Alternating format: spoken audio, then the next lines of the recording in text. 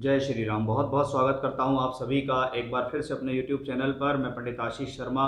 मेरा आज का ये वीडियो कन्या राशि के जातकों के लिए बहुत ही खास होने वाला है। इस वीडियो में मैं विस्तार से आपसे चर्चा करूंगा कि आने वाले 21 अप्रैल 2023 को बृहस्पति का राशि परिवर्तन होगा मध्य रात्रि में, और लगभग 1 वर्ष तक बृहस्पति इसी राशि में रहेंगे, मेष राशि के अंदर। तो उसका आपके जीवन पर क्या प्रभाव पड़ेगा, क्योंकि इस दौरान 21 अप्रैल से लेकर 30 अक्टूबर तक बृहस्पति आपकी राशि से अष्टम भाव में गोचर करेंगे राहु के साथ। यानी पहली बहुत जरूरी बात क्या है कि राहु केतु एक्सेस या गुरु का गुरु चांडाल दोष कब तक रहेगा? 21 अप्रैल से लेकर लगभग आप 30 अक्टूबर तक मानिए, और शनि की दृष्टि भी उस पर रहेगी। यानी राहु केतु का पाप प्रभाव भी रहेगा और शनि की दृष्टि भी उस पर रहेगी छठे घर से। तो ये पाप प्रभाव, ये दृष्टि, राहु केतु के साथ स्थिति और राहु केतु के साथ मुक्ति कैसा परिणाम देगी आने वाले 1 साल में, ये हमारा आज का विषय है, जिसमें मैं 5 ऐसी सावधानियां आपको बताऊंगा जिनसे आपको बच गए तो आप अपने जीवन में अच्छा कर सकते हैं। साथ ही साथ इस गोचर का भरपूर लाभ उठाने के लिए आपको कुछ उपाय, रेमेडी भी मैं आपको बताऊंगा वीडियो में, जिससे आप इन चीज़ों को हल कर सकते हैं। क्योंकि भाई अगर समस्या है तो उसका हल या उसका निदान है, उसका उपाय भी है, और व्यक्ति उस समस्या को समझ ले और उस उपायों को कर ले तो उसका अपने आप में ही सारी स्थिति हल हो जाती है। क्योंकि पहले परिस्थिति को समझना जरूरी है, फिर उसका उपाय करना जरूरी है। पहले समझेंगे फिर उपाय आपको बताएंगे। तो आइए देखते हैं कि चंद्र राशि पर आधारित हमारा ये वीडियो है कि कन्या राशि से बृहस्पति अभी तक राशि से सप्तमेश होकर चल रहे थे अपने ही भाव में, अब वो राशि से 8वें घर में आते हैं। तो सबसे पहले देखते हैं कि 8वां घर है क्या। 8वां घर को अधिकतर शास्त्र में देखें तो त्रिक भावों में देखा गया है। 6, 8, 12 त्रिक भाव होते हैं। इसके अंदर ग्रहों का, स्थितियों का जाना ज्यादा शुभ नहीं माना जाता है। 8वां घर अड़चन है, दुविधाएं हैं, परेशानी है, अशुभ समाचार हैं, इनके लिए देखा गया है। 8वें घर में कोई भी ग्रह जाता है वो किसी न किसी प्रकार से पीड़ित हो जाता है, उस पर किसी न किसी प्रकार का दोष लग जाता है। अब बृहस्पति जैसा ग्रह 8वें घर में आप देखिएगा कि 21 अप्रैल से 30 अक्टूबर तक ये राहु केतु एक्सेस पे शनि से दृष्ट रहेगा। यानी सबसे पहली चेतावनी आपके लिए कि आपको आने वाले समय में हेल्थ इश्यूज बढ़ सकता है। आपको कोलेस्ट्रॉल की प्रॉब्लम है, शुगर डायबिटीज़ की प्रॉब्लम है, तो वो और ज़्यादा बढ़ सकती है, इसका ध्यान रखें। या जिन लोगों को ये नहीं है उनको ये चीज़ें हो सकती हैं। लीवर रिलेटेड प्रॉब्लम्स अचानक से सामने आ सकती है।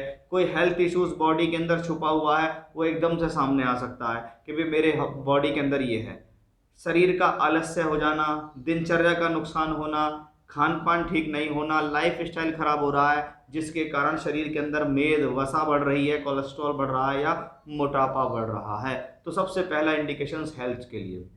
दूसरा इंडिकेशंस, जब तक राहु के साथ बृहस्पति 8th हाउस में रहेंगे तब तक ध्यान रखना है अपने पैसे का। अपने धन को किसी को ना दें, किसी को ब्याज पे बट्टे पे ना दें, किसी को उधार ना दें, कहीं गलत जगह इन्वेस्टमेंट ना कर दें, इसका विशेष ध्यान रखें। अन्यथा आपका पैसा रुक भी जाएगा, फंस भी जाएगा और वापस आने की उम्मीद भी कम होगी। क्योंकि ऐसी स्थितियों में पैसे के साथ चीटिंग होती है, इसको कहते हैं कि धोखा हो गया पैसे के साथ। वो कंडीशंस हमें यहाँ से स्पष्ट रूप से दिखाई दे रही है। तो हेल्थ इश्यूज के साथ साथ धन से संबंधित स्थितियों का ध्यान रखें। तीसरी चीज, बृहस्पति यहाँ 8वें घर के अंदर पीड़ित रहेगा 21 अप्रैल से 30 अक्टूबर तक। राहु केतु अक्ष पे शनि से दृष्ट, यानी 7th हाउस रिलेटेड प्रॉब्लम्स आ सकती हैं। हस्बैंड वाइफ के बीच में डिस्प्यूट्स हो सकते हैं। हस्बैंड वाइफ के रिलेशनशिप्स को लेकर परेशानियां आना, किसी अन्य व्यक्ति विशेष से समस्या उत्पन्न होकर आपकी मैरिड लाइफ में प्रॉब्लम हो गई, तो बहुत बार देखा जाता है कि ससुराल पक्ष से संबंधित समस्याओं को लेकर पति पत्नी के बीच में विवाद हो जाते हैं। वो भी इस कॉम्बिनेशन से देखा जाता है। क्योंकि ये चौथे घर का मालिक भी बृहस्पति है, तो इस दौरान पारिवारिक अशांति का माहौल आपके जीवन में आ सकता है। इस चीज का आपको विशेष ध्यान रखना होगा। अगर पॉजिटिविटी की बात करें कि बृहस्पति जब जब 8वें घर में गोचर करता है तो उसकी सप्तम दृष्टि सीधे धन पे आती है कि भी धन का कारक धन भाव को देख रहा है। इसका सीधा मतलब है कि भी धन के लिए किसी न किसी प्रकार के साधन बना के रखेगा, किसी न किसी प्रकार से आपके जीवन में सोर्स ऑफ इनकम आता रहेगा। बहुत बार ऐसा भी देखा जाता है कि व्यक्ति मल्टीपल सोर्स ऑफ इनकम कर रहा है, एक से अधिक माध्यमों से जीवन में अपने पैसा कमा रहा है। तो क्या है, इस दौरान एक माध्यम से पैसा आना कम हो गया, एक माध्यम से लगातार आता रहा। बैंकिंग सेक्टर में जो लोग काम कर रहे हैं, फाइनेंस का काम कर रहे हैं, जिनका काम है पैसे से संबंधित लेन देन का, उनको थोड़ा सा इस दौरान सावधानी बरतने की ज़रूरत है। जो लोग खास तौर पर जिनका काम है बिल्डिंग मटेरियल्स का, प्रॉपर्टी के लेन देन का, प्रॉपर्टी परचेज का, उनको भी थोड़ा सा विशेष ध्यान इसमें रखने की ज़रूरत है कि बृहस्पति की दृष्टि 12वें स्थान पर भी है और 12वां घर जीवन में खर्च के लिए होता है। जब आपका धन का कारक अष्टम से बैठ के 12वें पर देख रहा हो तो बहुत बार ऐसी स्थिति जीवन में खर्च कराती है। आमदनी आ रही है, खर्च हो रही है, आमदनी आ रही है, खर्च हो रही है, व्यक्ति को थोड़ा समस्या होती है कि जीवन में खर्च बहुत बढ़ रहा है, पैसा उतना बच नहीं रहा है। बहुत बार देखा गया है कि अष्टम के बृहस्पति का गोचर व्यक्ति को किसी न किसी प्रकार से उस दौरान संपत्ति दिला देता है। चाहे वो संपत्ति उसके पास पैसे रखे हों तो खरीद ली, चाहे उसने संपत्ति लोन लेकर ले ली, चाहे उसने संपत्ति इस प्रकार से खरीद ली कि भी किसी से उधार ले लिया। लेकिन ऐसी स्थितियों में संपत्ति खरीदना, फ्लैट लेना, पोजेशन लेना, रिनोवेशन कराना, किसी प्रकार की टूट फूट करके शुरुआत जीवन में कराना भी ऐसी ही स्थितियों में देखा जाता है।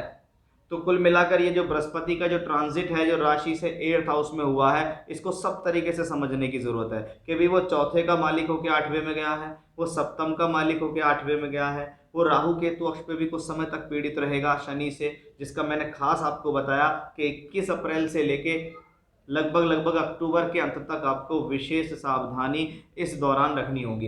8th हाउस में जब जब गुरु राहु का योग या बृहस्पति जाता है तो वो लोग जो योगा, प्राणायाम, आध्यात्म से जुड़े हुए हैं, ईश्वर भक्ति करते हैं, ध्यान समाधि करते हैं, उनके लिए ये कॉम्बिनेशन अच्छा है।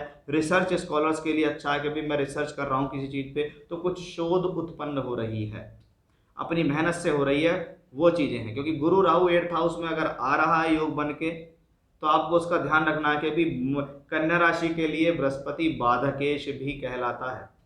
तो ऐसा प्लेनेट शादी तो होने देगा नहीं, संबंधों में समस्या ना दे दे या आपके हर काम के अंदर रुकावट ना आ जाए। क्योंकि मैं आपको यहाँ इस प्रकार से नहीं कहूँगा कि बहुत बढ़िया आने वाला है, मज़ा आ जाएगा और फिर बाद में आप कमेंट करके लिखोगे कि भी आपने तो सब अच्छा बताया था, ऐसा हुआ नहीं। अब ऐसे कौन से खास उपाय हैं जिनको आप कर सकते हैं? देखो, मैं बहुत ही सरल उपायों में ज़्यादा बिलीव करता हूँ। पहला, वो व्यक्ति विशेष जिनके पास रोज़ समय है, रोज़ वो अपने जीवन में 10 मिनट का समय निकाल सकते हैं, तो मैं उनको कहूँगा कि भाई ऐसी स्थिति में आपको 3 माला कम से कम बृहस्पति के बीज मंत्र ओम ब्रह्म बृहस्पति नमः की करनी चाहिए और 1 माला का जाप रुद्राक्ष की माला से रुद्र गायत्री मंत्र का करना चाहिए। समय है तो हनुमान चालीसा का पाठ भी करें। अब आपके पास समय का अभाव है तो आपको रोजाना 1 माला रुद्र गायत्री मंत्र की करनी चाहिए। सिर्फ बृहस्पतिवार के दिन आपको कम से कम 5 या 11 माला बृहस्पति के बीज मंत्र की करनी चाहिए और हनुमान चालीसा तो रोजाना करनी ही है। ऐसी स्थिति में अगर आप जल, गंगा जल, थोड़ा सा कच्चा दूध और उसमें काले तिल डालकर एक लोटे के अंदर इकट्ठा कर लें और उसको भगवान शिव को जाकर प्रत्येक सोमवार के दिन शिवलिंग पर जल चढ़ाएंगे तो भी आपके लिए काफ़ी बेनिफिशियल रहेगा। क्योंकि ऐसे गोचर को समझना जरूरी है। जो समझेगा वो उपाय करेगा, जो समझेगा ही नहीं वो उपाय क्या करेगा और वो फिर नेगेटिव कमेंट डालता रहेगा कि आपने तो वीडियो में सब कुछ खराब ही बताया है और ज्योतिषी तो बहुत अच्छा बता रहे हैं। कि भैया मेरे बस की आपको बार बार अच्छा बताना नहीं है। मैं क्लासिकल्स बुक्स पढ़ता हूँ, मैं ट्रांजिट पढ़ता हूँ, मैं पुस्तक पढ़ता हूँ, मैं जो शास्त्र लिखा हुआ उसको पढ़ता हूँ और जो मुझे दिखता है वो मैं आपको उसमें बताता हूँ। आप लोग भी खोज करें अपने जीवन में, अपने आप खुद थोड़ी मेहनत करें, बाजार से क्लासिकल्स बुक खरीदें और पढ़ें उनके बारे में कि भाई ये ट्रांजिट कैसा होता है। तो वो सब जानकारी मैंने आपको इस वीडियो के अंदर दे दी है। फिर से इसी प्रकार की जानकारी लेकर आपके सामने हाजिर होऊंगा। तब तक के लिए बने रहिएगा मेरे साथ। जय श्री राम।